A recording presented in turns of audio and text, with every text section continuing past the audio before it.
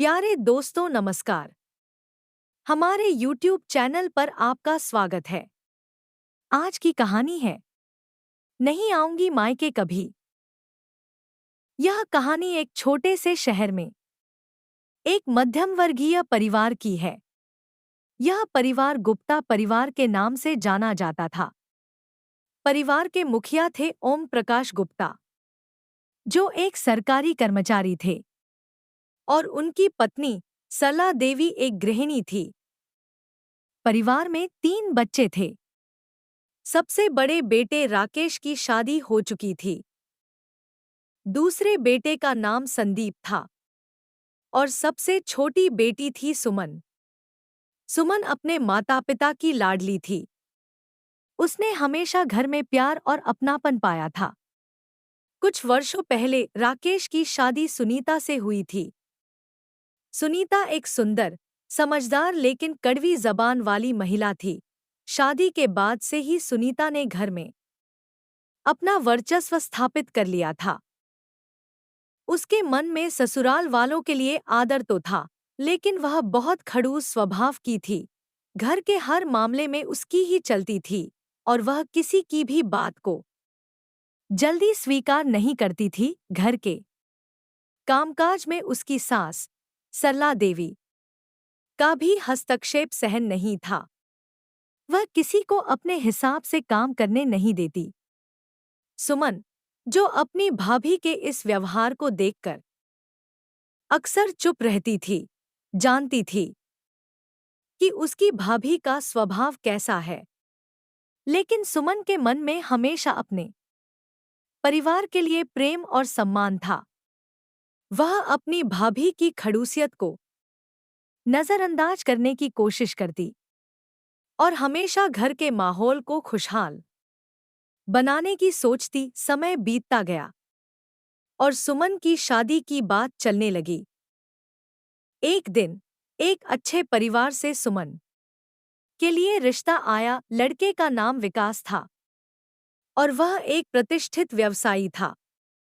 सुमन के माता-पिता और भाई-भाभी को यह रिश्ता बहुत पसंद आया और उन्होंने सुमन की शादी विकास से तय कर दी। शादी का दिन आया और बहुत धूमधाम से सुमन की विदाई हुई। वह अपने नए जीवन की शुरुआत के लिए ससुराल चली गई। ससुराल में उसे सभी ने बहुत प्यार दिया और वह अपने पति और नए परिवार के साथ बहुत खुश थी। लेकिन कुछ ही महीनों बाद सुमन के दिल में मायके की यादें उमड़ने लगी। वह अपने परिवार से मिलने के लिए उत्सुक हो उठी। उसने अपने पति से कहा, विकास, मैं मायके जाना चाहती हूँ। मम्मी पापा से मिले बहुत दिन हो गए हैं। विकास ने मुस्कुराते हुए कहा, जरूर जाओ सुमन, मैं तुम्हें वहां छोड़ आऊंगा। सुमन खुशी खुशी अपने मायके पहुंची। सब उसे देखकर बहुत खुश हुए। माँ पापा ने उसे गले से लगाया और बहुत सारा प्यार दिया। लेकिन जैसे ही वह घर में दाखिल हुई, भाभी सुनीता का चेहरा थोड़ा कसैला हो गया। भाभी ने ताने भरे स्वर में कहा, अरे सुमन, अभी शादी को कुछ महीने ही हुए हैं और तुम मायके आ गई? ससुराल में मन नहीं लग रहा क्या?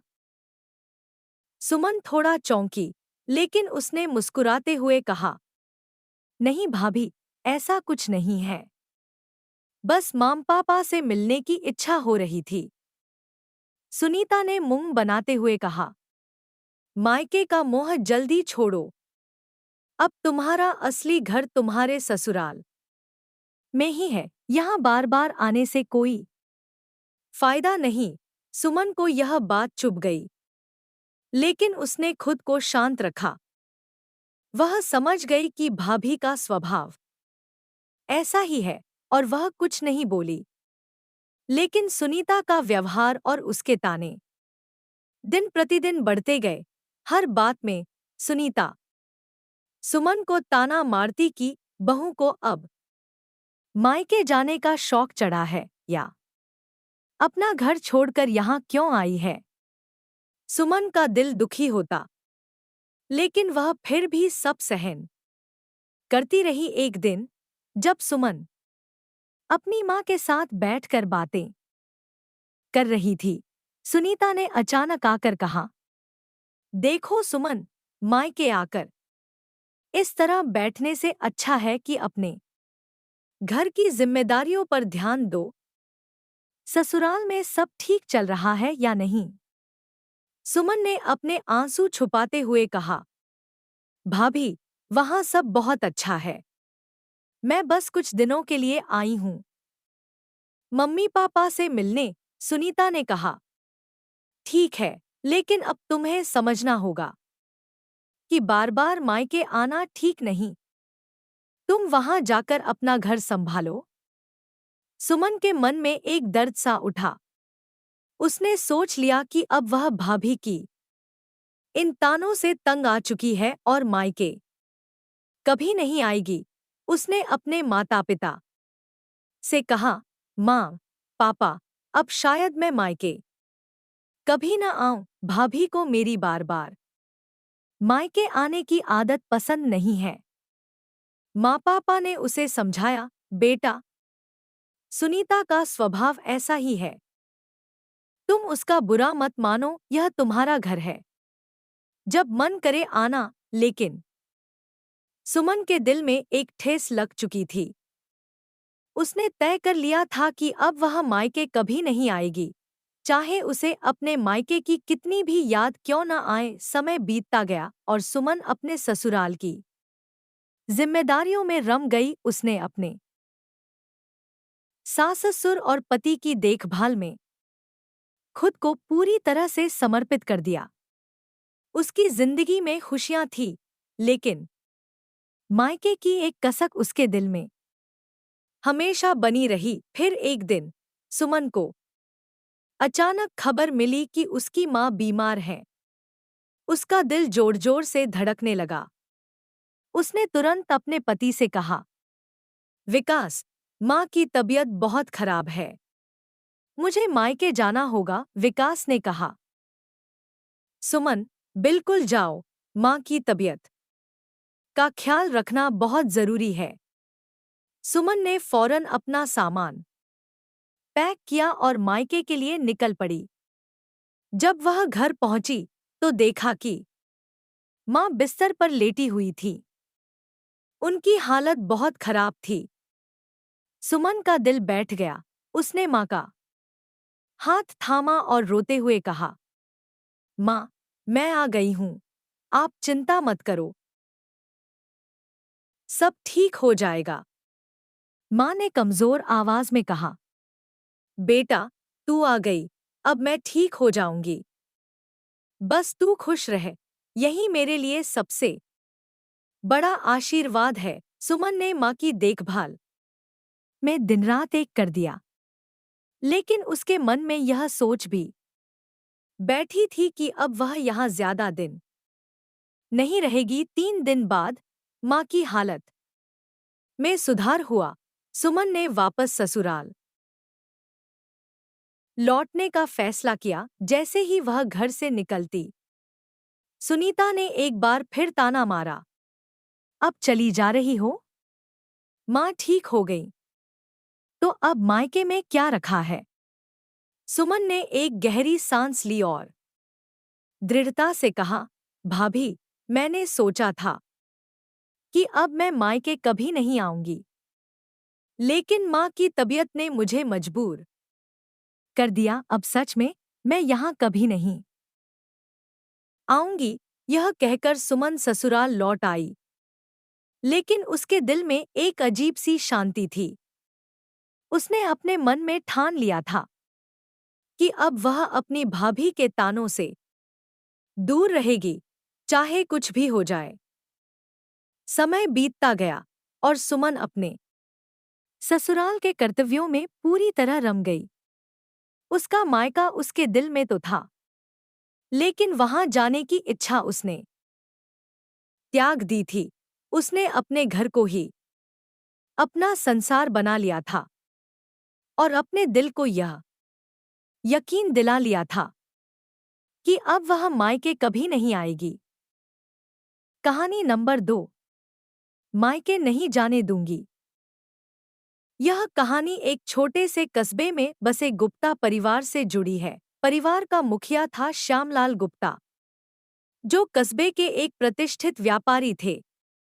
उनकी पत्नी सुमन एक सुघड़ गृहिणी थी।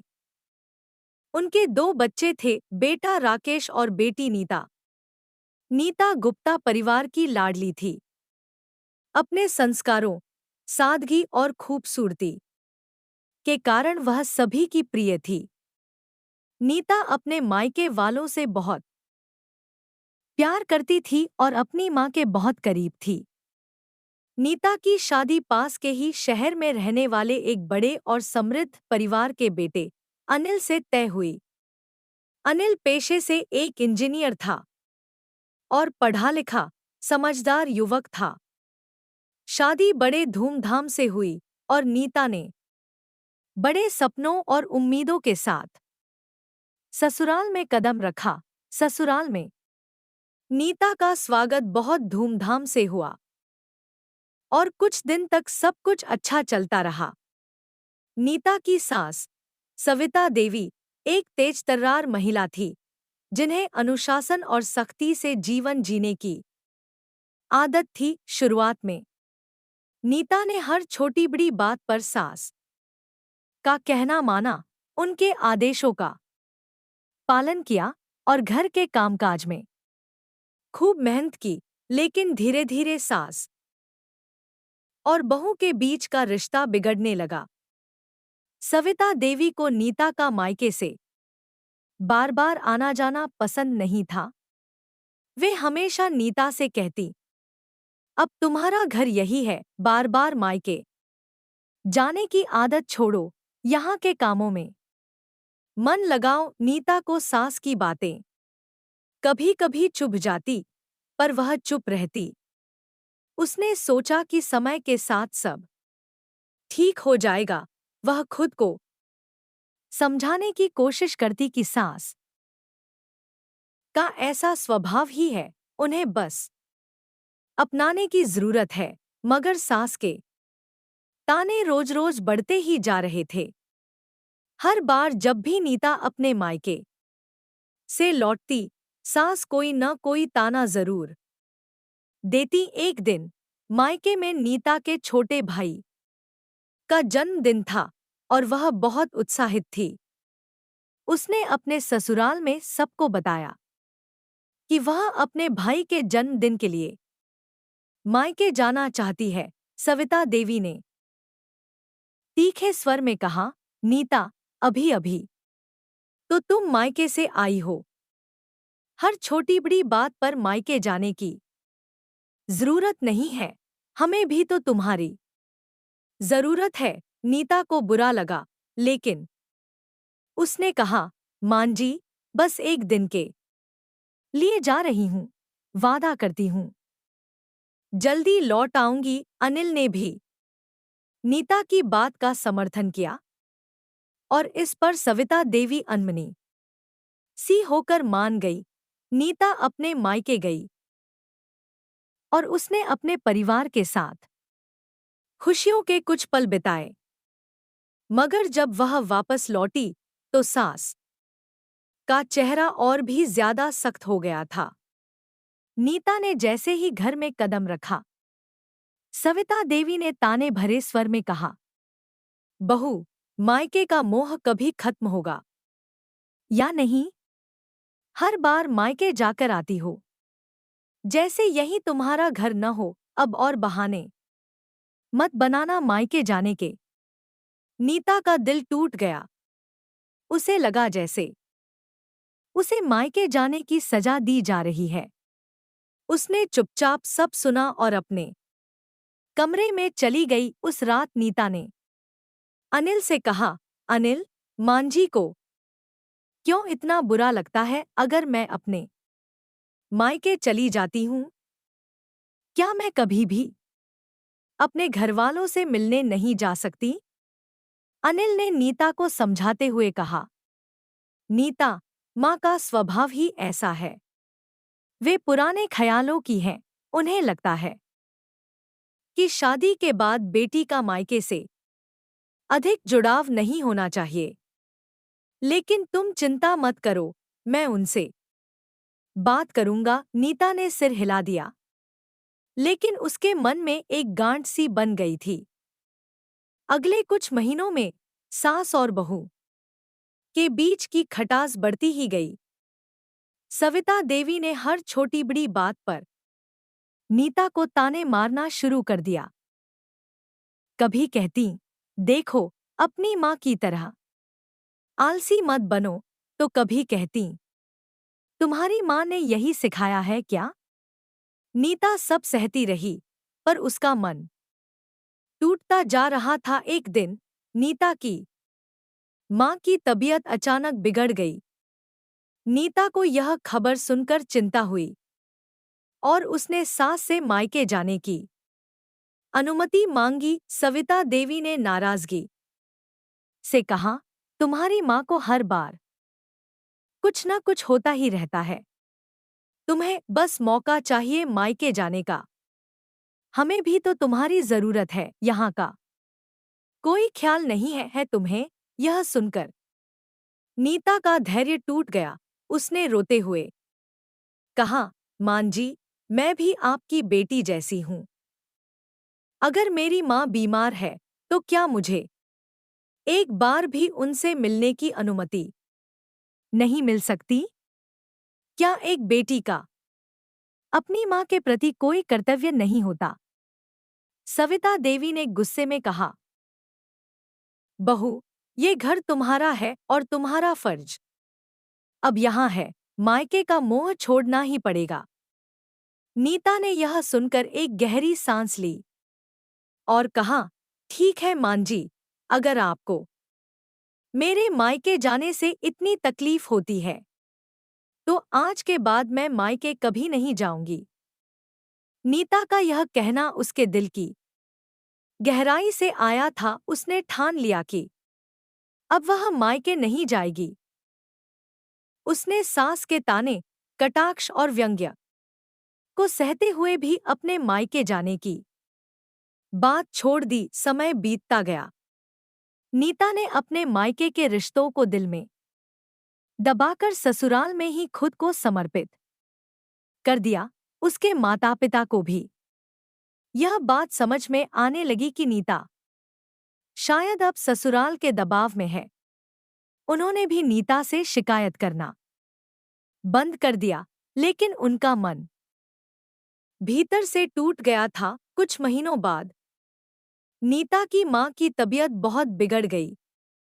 उन्हें अस्पताल में भर्ती कराना पड़ा। नीता को जब इस बात की खबर मिली तो उसके दिल में एक तूफान सा आ गया। वह अनिल के पास गई और बोली, अनिल, मुझे माँ से मिलने जाना है। उनकी हालत बहुत खराब है। अनिल ने कहा, नीता, तुम जानती हो कि माँ को यह पसंद नहीं आएगा। नीता ने आंखों में आंसू भरते हुए कहा, अनिल, मैं जानती हूँ, लेकिन इस बार मैं मायके जरूर जाऊंगी। माँ से मिलने का यह मौका मैं खोना नहीं चाहती। अनिल ने नीता का हाथ थामते हुए कहा, ठीक है, तुम जाओ, मैं माँ को संभाल लूंगा। नीता जल्दी से तैयार होकर मायके जाने लगी। सविता देवी ने देखा तो गुस्से में कहा, फिर से मायके जा रही हो? अभी भी मन नहीं भरा तुम्हारा? नीता ने दृढ़ता से कहा, मान जी, मैंने वादा किया था कि अब मैं मायके कभी नहीं जाऊंगी, लेकिन आज मेरी माँ की हालत बहुत खराब है। मैं उन्हें इस हाल में छोड़ नहीं सकती। मैं आज के बाद मायके नहीं आऊंगी, पर आज मेरा फर्ज मुझे वहां जाने से रोक नहीं सकता। सविता देवी को नीता के स्वर में पहली बार दृढ़ता दिखी। उन्होंने कुछ नहीं कहा, बस खामोश होकर देखती रहीं। नीता ने अपने मायके पहुंचते ही अपनी माँ को देखा। जो अस्पताल के बिस्तर पर पड़ी थीं। उनकी आंखों में आंसू थे और वे नीता को देखकर मुस्कुराईं। नीता ने उनका हाथ थामा और रोते हुए कहा, मां, मैं आज के बाद कभी मायके नहीं आऊंगी, लेकिन आज आपके पास आई हूं क्योंकि आपका आशीर्वाद और प्यार मेरे लिए सबसे बड़ा है। नीता की मां ने आंसू पोंछते हुए कहा, बेटी, मायका तो हमेशा तुम्हारा रहेगा, लेकिन तुम्हारी ससुराल ही तुम्हारा असली घर है। तुम्हारे पापा और मैं हमेशा तुम्हारे साथ हैं, चाहे तुम दूर ही क्यों न हो। नीता की मां का आशीर्वाद पाकर नीता को एक अजीब सा सुकून मिला। उसने अपने मायके का मोह छोड़ दिया, लेकिन मां के प्रेम को हमेशा अपने दिल में संजोए रखा। इस तरह नीता ने अपने फर्ज और प्यार के बीच एक संतुलन बना लिया। सास और बहू का रिश्ता समय के साथ बेहतर हुआ और नीता ने खुद को अपने परिवार की जिम्मेदारियों में पूरी तरह से डुबो दिया, लेकिन उसने कभी अपने मायके ना जाने का निश्चय कर लिया था। प्यारे दोस्तों, यह कहानी यहीं पर समाप्त होती है। आपको यह कहानी कैसी लगी? कमेंट बॉक्स में जरूर बताएं। अगर आपको हमारी ये कहानी पसंद आई हो तो हमारे वीडियो को लाइक, शेयर और चैनल को सब्सक्राइब जरूर कर लें। इससे हमें मोटिवेशन मिलता है और आप तक ऐसी ही मजेदार कहानियां सबसे पहले पहुंचती रहेगी। प्यारे दोस्तों,